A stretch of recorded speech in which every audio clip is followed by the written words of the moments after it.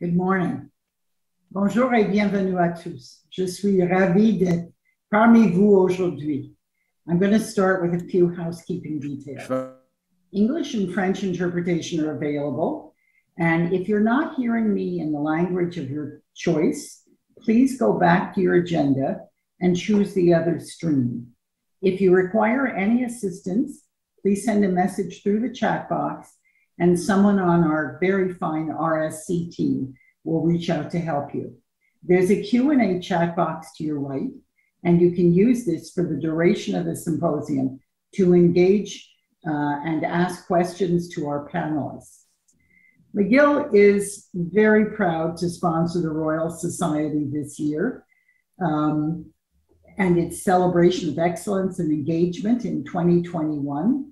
And we're delighted to welcome delegates from across disciplines and from around the world. Hosting this week-long series of sessions is a very fitting capstone to our year-long celebrations honoring the 200th anniversary of McGill. And so I thank you for joining us for this very special virtual symposium on lessons learned from COVID-19 and its pandemic. In this time of global upheaval, more than ever before, the world relies on the expertise and courage of scientists, researchers, and innovators. When the pandemic was declared on March 11, 2020, many countries, Canada included, had to quickly rally resources and expertise to address a myriad of challenges. The lessons learned to date from the pandemic are therefore not isolated to fundamental and applied research. They include lessons on political coordination, funding models, policy implementation, infrastructure, equity, technology, data sharing, surveillance strategies, and more. Above all, we've learned the importance of nimble international collaboration to understand and respond to this deadly virus. I'm very proud of McGill's world-class researchers who focused their expertise in several key areas, including modeling, global health equity in COVID-19 treatment, human genomics, and genetics, among others.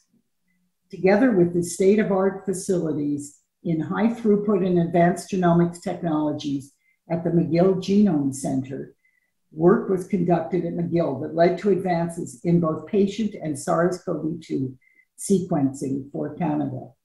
I also want to draw attention to the importance of the Biobanque Québécoise de la COVID-19. This was led by Vincent Mousser, the Canada Research Excellence Chair in Genomic Medicine in McGill's Faculty of Medicine and Health Sciences. He will speak later this morning. The Biobanque holds Canada's largest compilation of COVID-19 data and biological samples and is among the world's most widely used collections of its type.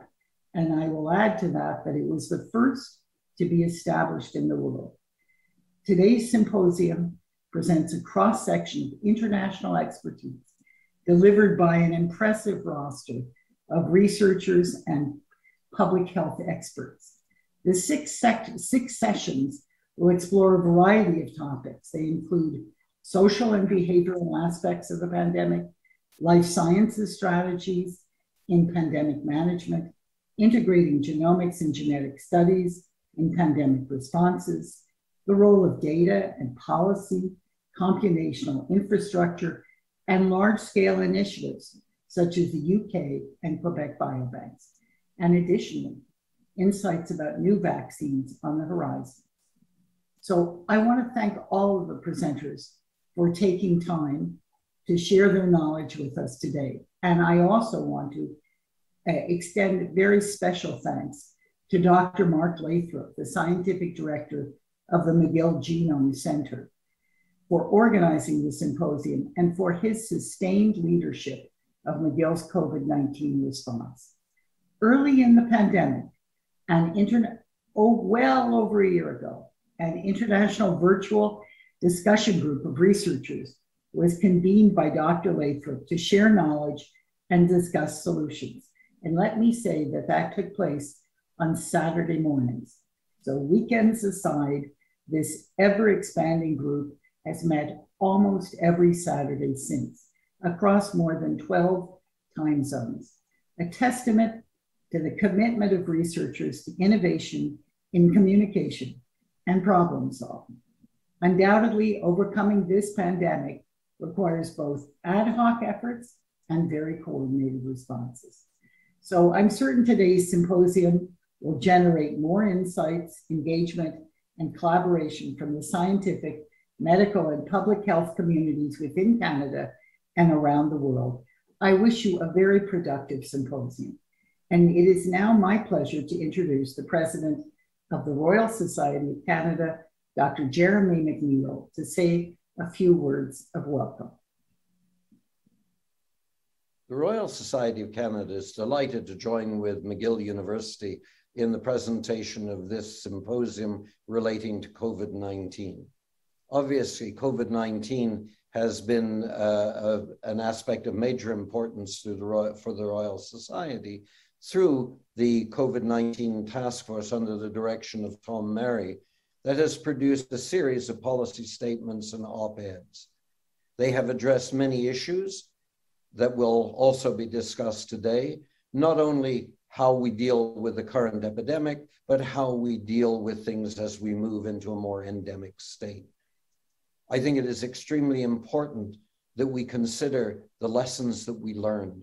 And one of those, although nothing new, but emphasized through everything we have seen, is how the inequalities that exist in our society that we absolutely must correct.